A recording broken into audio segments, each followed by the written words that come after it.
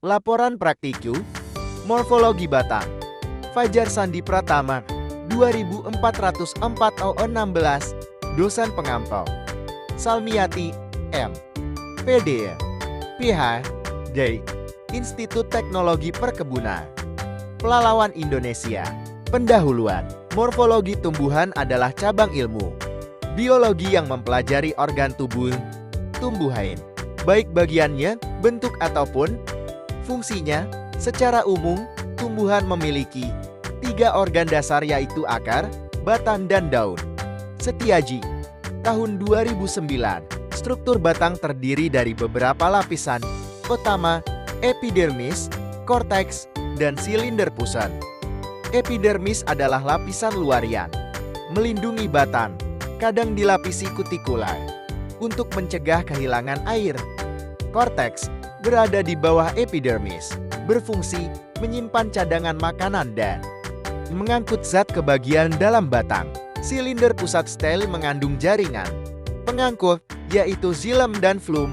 Xilem mengangkut air dan mineral dari akar dan daun, sedangkan flum mendistribusikan hasil fotosintesis ke seluruh bagian tanaman. Struktur ini mendukung kekuatan batang dan transportasi nutrisi. Tujuan praktikum, mahasiswa mampu menggambar dan menjelaskan struktur morfologi batang. Alat dan bahan.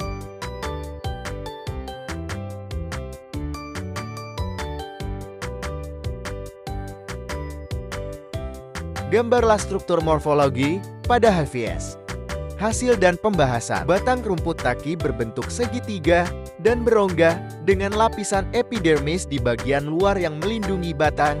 Di dalamnya terdapat korteks sebagai jaringan penyimpan, serta jaringan pengangkut berupa xilem dan flum yang mengalirkan air, mineral, dan hasil fotosintesis ke seluruh tanaman.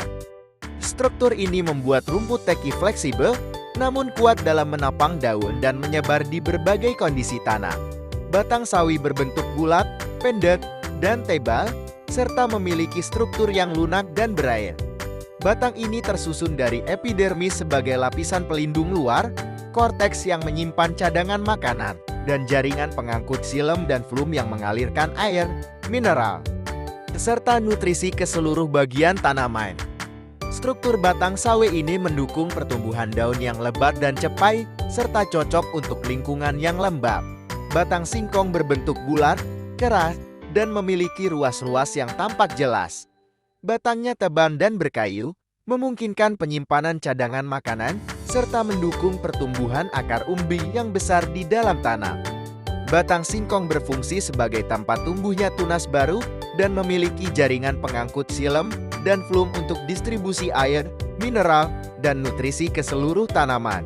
Batang jagung berbentuk bulat, tebal, dan beruas-ruas tanpa cabang. Batangnya tidak berkayu, tetapi kuat dan berair, sehingga mampu menopang daun dan tongkol jagung.